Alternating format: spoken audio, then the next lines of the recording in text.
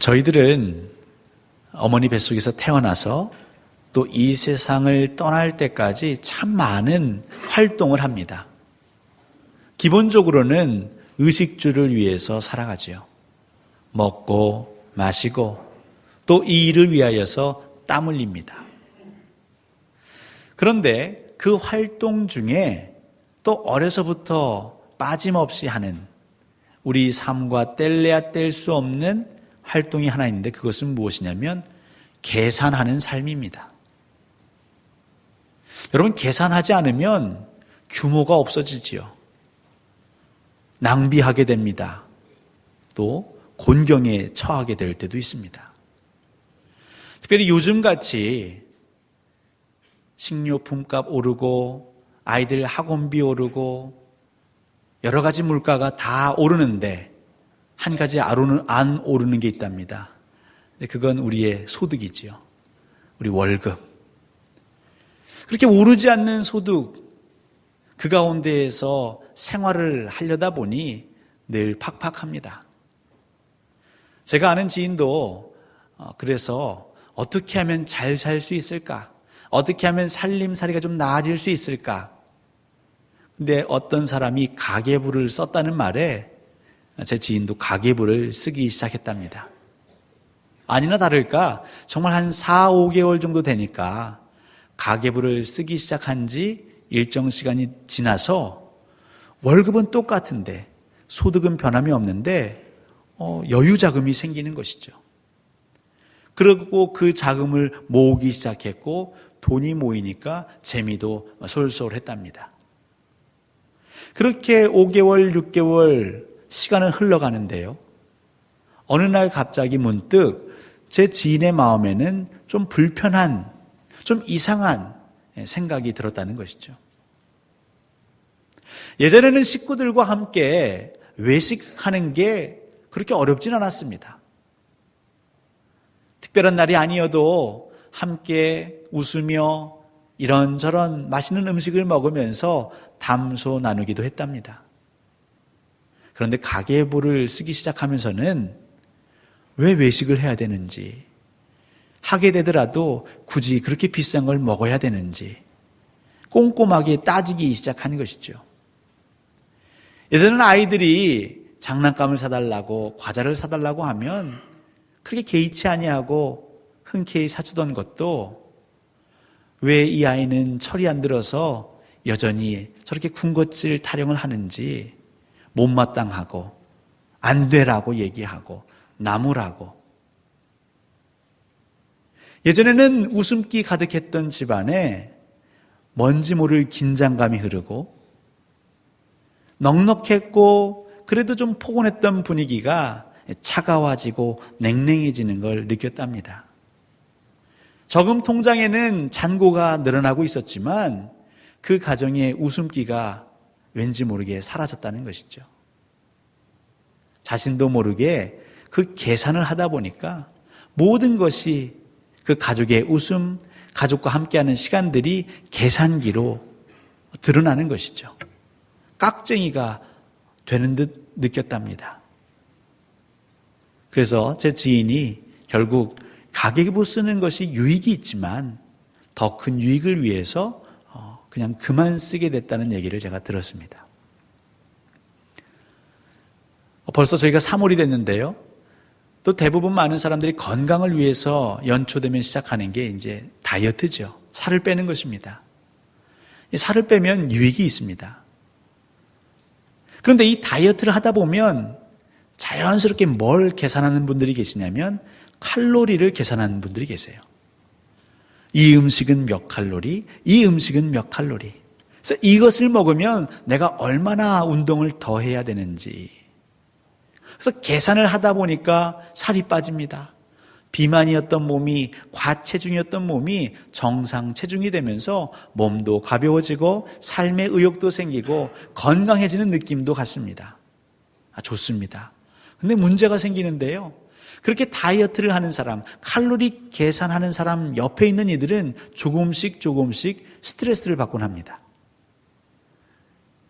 무엇을 먹으려고 하면 그거 먹으면 몇 칼로리야. 그거 먹으면 운동 2시간을 해야 돼. 운동장 몇 바퀴 뛰어야 돼.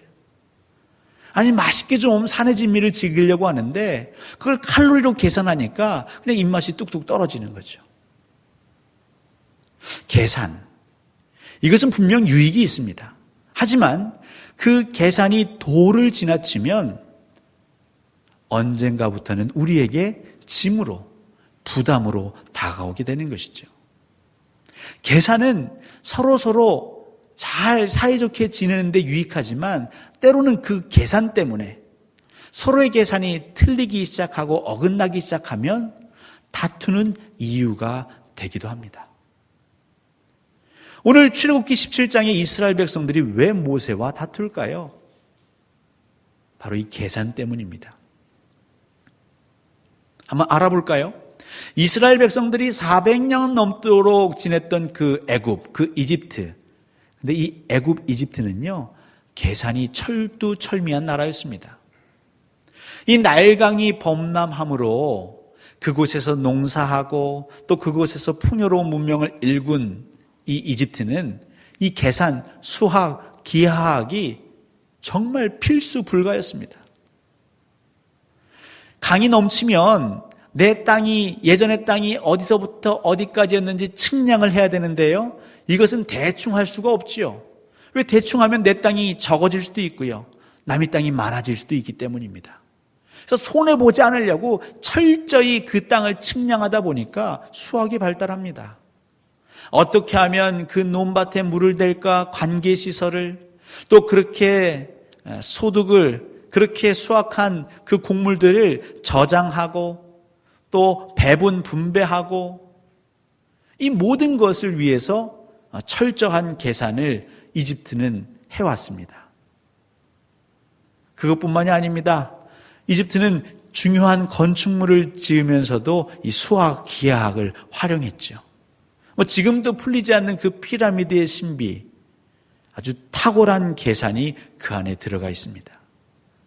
특별히 우리 삶의 문제는 항상 나누는 문제죠. 분배의 문제 아니겠습니까?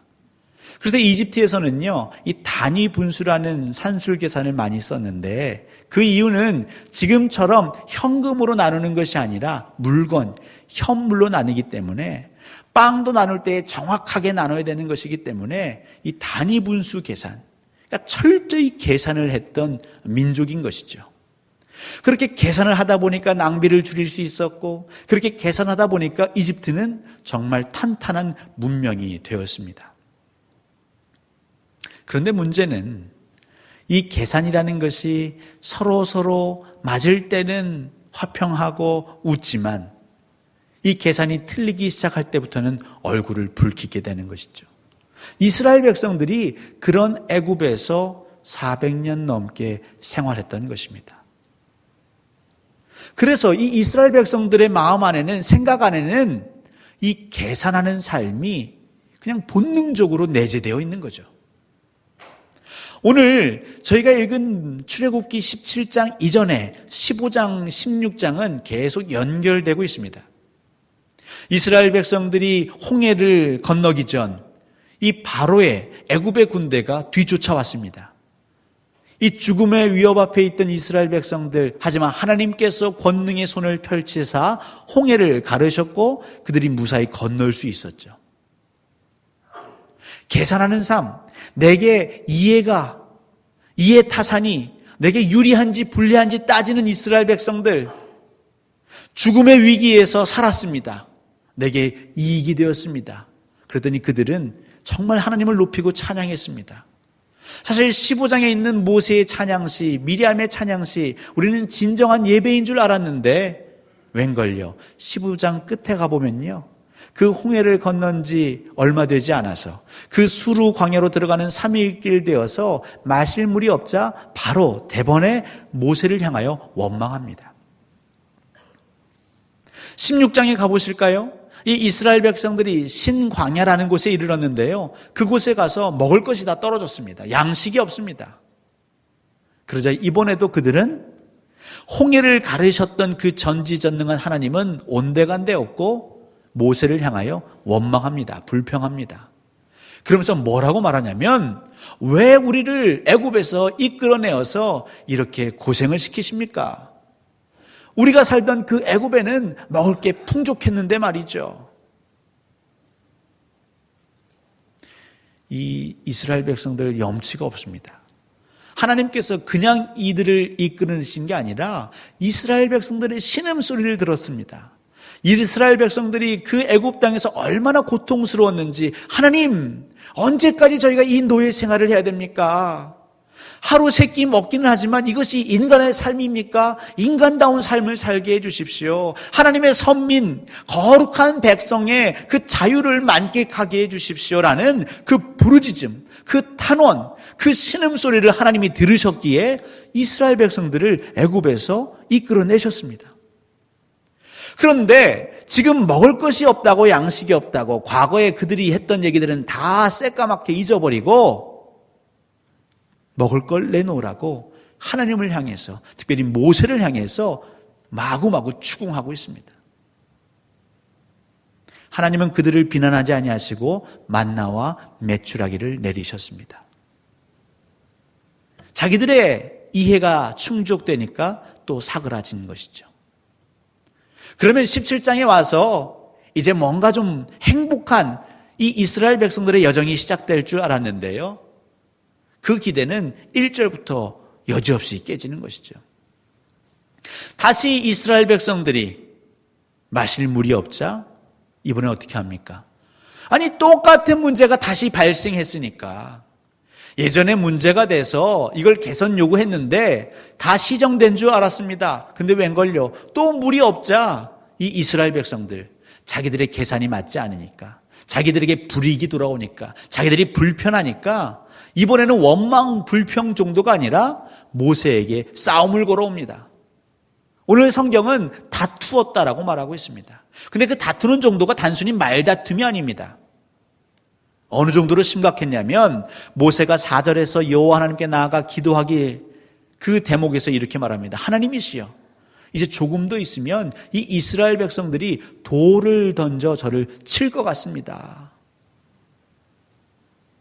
그러니까 살기가 등등한 것이죠. 단순한 다툼이 아니라 너 죽고 나 살자, 너 때문에 내가 이 고생을 하는데 도저히 참을 수 없다, 이것을 해결하든지 네 목숨을 내놓아라. 그 정도의 다툼이 벌어지고 있는 것이죠. 우리의 삶이 그렇습니다. 계산이 맞지 않으면, 내게 유익이 될 때는 방긋방긋 웃다가 조금이라도 불이익으로 다가오면 언제 그랬냐는 듯이 10년지기, 20년지기도 한순간에 등을 돌리는 우리의 삶이 도처에 널려 있습니다. 그것은 우리가 계산하는 삶에, 이 애굽의 삶의 방식에 너무나 많이 노출되어 있기 때문인 것이죠. 이스라엘 백성들만 그렇게 모세를 향해 다투고 있습니까? 아니요. 오늘을 살아가는 저와 여러분도 수많은 다툼 가운데 계시진 않습니까? 행복한 가정이 되어야 되는데 왜 그 가정에서 다툼이 일어날까요? 서로 사랑해서 결혼했는데 왜 아내와 남편은 그렇게 다투기를 쉬지 않을까요? 서로 각각 생각했던 것이 있었는데 그 계산이 맞지 않으니까, 상대에게 바라고 원하는 게 있는데 그것이 채워지지 않으니까 부딪힙니다. 원망하고 불평하다가 그것이 자꾸 반복되니까 이제는 돌을 들어 칠 기세로 싸움을 거는 것이죠. 일터에서는 어떠십니까? 이 나라 대한민국 안팎에서 우리 주변 열강뿐만 아니라 이 대한민국 안에 있는 이들도 서로 자기의 이익을 구해보겠다고 다투기를 멈추지 않고 있습니다. 나라가 두동강 나든 국론이 분열되든 관심 없이 다투기만 하고 있습니다. 심지어 교회 안에서도 그런 다툼이 종종 벌어집니다. 교회는 예수 그리스도의 몸된 교회라고 말하는데 나의 이해가 채워지지 않는다는 이유로 원망하고 불평하고 불신하고 의심하고 결국엔 다투면서 주의 몸을 갈라놓는데 때로는 우리 그리스도인들이 앞장설 때가 있는 것이죠. 이스라엘 백성들만 다투는데 앞장서는 것이 아니라 사실 우리들도 다투는 삶을 살고 있지는 않는지요. 왜 다투는가? 나는 더 이상 손해보기 싫다는 것이죠. 왜 나만 항상 양보해야 되는 것이죠. 이제 그 희생, 그 섬김, 나눔 나는 할 만큼 했으니까 난 더 이상 못하겠다라고 공포하는 것이죠. 근데 모세가 더 힘들었던 것은 그 자기 계산으로 인하여서 그 마음이 흡족하지 않고 그 다툼의 삶으로 멈추는 것이 아니라 더 나아가서 여호와 하나님을 시험하는 그 단계까지 이르는 것입니다. 여호와 하나님이 계신지 안 계신지. 사실 이스라엘 백성들에게는 애굽에 살면서 그 계산하는 삶, 내 개인의 유불리를 따지는 삶, 그것으로만 끝난 것이 아니라 철저히 우상숭배의 신앙이 그들 안에 잠재되어 있었던 것입니다. 여러분, 우상숭배가 무엇입니까? 내게 풍요를 가져다 주면 섬깁니다. 재물을 갖다 바칩니다. 하지만 내게 풍요를 가져다 주지 않으면 언제 그랬냐는 듯이 그 신을 외면하는 것이 우상숭배입니다. 그래서 우상숭배하는 자들은 누가 더 큰 신이냐 그걸 찾아다니는 것이죠. 누가 더 용한 무당이냐 그걸 찾아다니는 것입니다. 이스라엘 백성들 역시 그 쓴 물을 달게 바꾸면 하나님을 믿고 홍해를 가르면 그 순간은 하나님을 믿습니다. 만나와 메추라기를 내리시면 그때는 여호와를 찬양합니다. 문제는 바로 내 필요가 나의 원하는 것들이 채워지지 않고 충족되지 않으면 언제 그러냐는 듯이 하나님을 의심하고 하나님이 계시지 않는 것 아니냐라고 반문하며 근심하고 염려하고 계산하고 내가 어떻게 이 문제를 해결해 볼까? 하나님을 믿지 않는 삶을 살아가는 것. 바로 이것이 우상 숭배인 것입니다. 이스라엘 백성들, 다투는 것으로 끝나는 것이 아니라 그 계산의 삶에 머물다 보니까 궁극에는 여호와 하나님까지도 부정해버리는 그 지경에 이르렀습니다. 그런데 우리 하나님은 어떻게 하셨는지 저희는 살펴봐야겠습니다. 특별히 모세는 이때 어떻게 했는지 우리는 잘 유심히 묵상해 봐야겠습니다. 자신을 향하여서 말도 안 되는 엉터리 논리를 가지고 따져오는 그 이스라엘 백성들을 향하여 사실 모세도 얼마든지 항변할 수 있습니다. 여러분, 모세가 지금 노인이 되었다고 우리가 우습게 볼 게 아닙니다. 그는요, 어려서부터 바로의 왕궁에서 배우고 자랐습니다. 그 애굽의 탁월한 학문을 그는 정말 탁월하게 체득했던 사람입니다. 그런 모세. 하지만 이 모세는요, 그 이스라엘 백성들의 그 요구나 그 주장을 하나하나 조목조목 반박하지 않았습니다. 그들이 따져 묻는 것처럼 모세 역시 그들을 향해 따져 묻지 않았습니다. 하나님이 너희들을 이끄신 그 처음에 무엇이 있었느냐? 너희들이 하나님을 향하여 부르짖고 기도하고 신음했던 게 있지 않았느냐? 그런데 왜 지금 와서 딴소리냐고 그들을 추궁하지 않았습니다. 왜냐하면 그렇게 계산하고 과거의 일을 들먹이면서 그와 함께 다투는 것이 전혀 유익이 없다는 것을 알았기 때문입니다. 그럼 모세는 어떻게 이 문제를 해결하고 있습니까? 어떻게 이 다툼의 문제, 이 불신앙의 문제를 하나님은 모세를 통해 바꿔가고 계십니까? 여러분, 방도가 없습니다. 계산하는 사람들, 세상의 계산기를 두드리는 사람들, 우리가 어떻게 그들을 품을 수 있고 그 갈등을 어떻게 해결할 수 있을까요? 오늘 4절입니다. 모세가 여호와 앞에 나아가 부르짖는 것 외에는 방법이 없는 것이죠. 소리치는 것 외에는 방법이 없는 것입니다.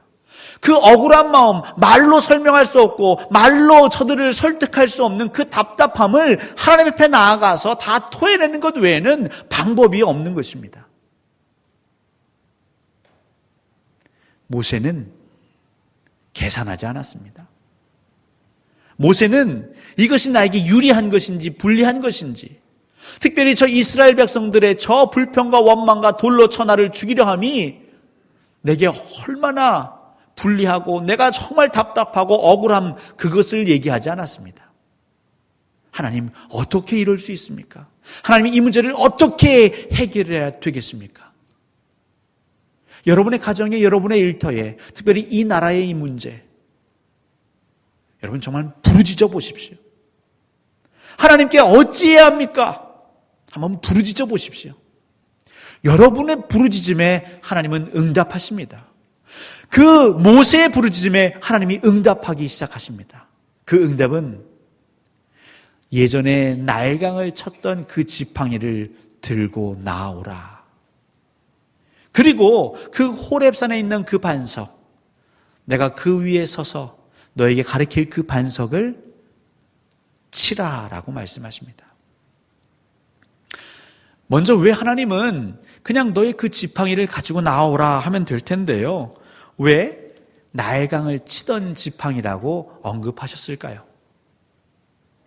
여기서 치다라는 동사는 히브리어로 나카라는 의미입니다. 나카. 치다, 때리다, 매질하다. 때로는 그 매질이 심해서 죽음에 이를 정도까지. 그래서 나카는 죽이다라는 의미도 있습니다. 사실 나일강은요, 이 이스라엘, 아니 애굽 사람들에게는 너무너무 중요한 것이죠. 고대 역사가 헤로도투스는 이 애굽의 번영, 이 이집트의 번영은 나일강의 선물이다라고 기술해 놓았습니다. 이집트인들은 이 나일강 유역에서 대부분 살았습니다. 그 인구의 97% 이상이 그 당시에 나일강 주변에 살았던 것이죠. 이집트의 번성, 그 풍요는 나일강에서 기인한 것입니다. 그래서 이집트인들은 그 나일강을 또 신격화했습니다. 하피라는 신의 이름으로 그들을 섬겼습니다. 근데 하나님께서는 그 볼품 없는 나무 지팡이로 그 나일강을 치셨죠. 때리셨습니다. 그 하피 신을 다스리셨습니다. 물이 변화해 피가 됐고요, 물고기들이 죽어 썩어 악취가 진동을 했습니다. 이렇게 표현하심으로 지금 애굽의 삶을 여전히 버리지 못하고 있는, 그 애굽의 습성을 여전히 따르고 있는, 더 나아가 우상 숭배하고 있는 이스라엘 백성들에게 하나님 말씀을 하고 계신 것이죠. 정신 차려라. 깨어라.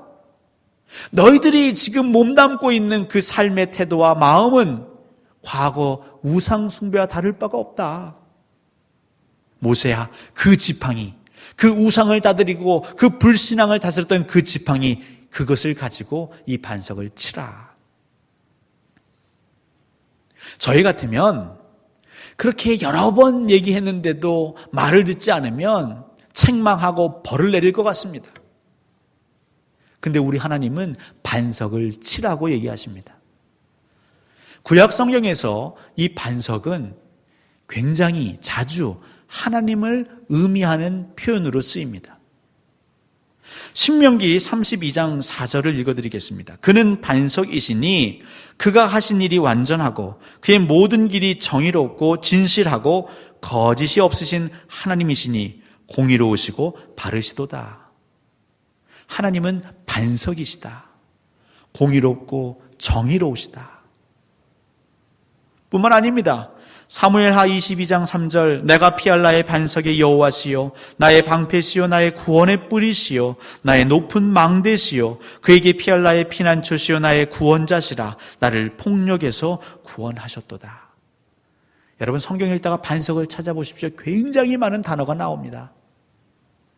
그런데요, 지금 반석을 치라라는 이 반석, 여기에 대해서 아주 더 확실하게 분명하게 해석해 놓은 말씀이 있습니다.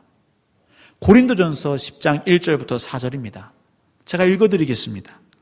형제들아, 나는 너희가 알지 못하기를 원하지 아니하노니 우리 조상들이 다 구름 아래에 있고 바다 가운데로 지나며 모세에게 속하여 다 구름과 바다에서 세례를 받고 다 같은 신령한 음식을 먹으며 다 같은 신령한 음료를 마셨으니 이는 그들을 따르는 신령한 반석으로부터 마셨음에 그 반석은 곧 그리스도시라. 고린도전서 10장 1절부터 4절은 이 출애굽 여정을 하고 있는 14장, 15장, 16장, 17장을 요약해 놓고 있습니다.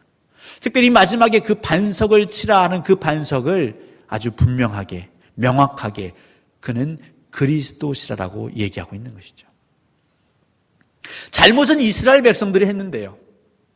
하나님의 법을 따르지 아니하고 말씀을 따르지 아니하고 세상의 계산, 세상의 법칙, 자기 자신의 유불리를 따지는 삶, 더 나아가서 우상 숭배하는 삶은 이 이스라엘 백성들이 저질렀는데 마지막에 가서 하나님께서 이 다툼, 이 불신앙의 해결책으로 내어놓은 해법은 무엇이냐면 반석을 치라. 자기 자신을 내어놓으신 것이죠. 우리 이전에도요, 자식이 잘못하면 때때로 그 부모가 나를 회초리로 때리라라고 하는 부모의 가르침들이 종종 있었습니다. 잘못은 자식이 했지만 이 자식을 제대로 돌보지 못한 내가 잘못했으니 나를 쳐라. 여러분, 반석을 치라는 것은 하나님께서 자기 자신을 내어주시겠다는 것이죠. 이스라엘 백성들의 그 무지, 그 안타까운 우상숭배, 그 죄악, 이것들을 따져 묻고 책망하고 하나님께서 그 탁월하심으로 그들을 반박하신 것이 아니라 하나님은 이 문제를 해결하셔야 하기에 벌하는 것으로 끝내는 것이 아니라 이 다툼을 종료시키시고 그 관계를 회복시키시며 더 나아가 그 마음의 믿음을 일으키시기 위해서 자기 자신을 내어주셨습니다. 우리 주 예수 그리스도가 우리의 계산하는 습성, 더 이상 양보하기 싫다고 손해보기 싫다고 그렇게 악착같이 주장하던 나를 대신하여 우리 주 예수 그리스도가 매질 당하셨습니다.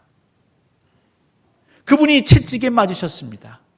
그 살점이 떨어져 나가신 것이고요.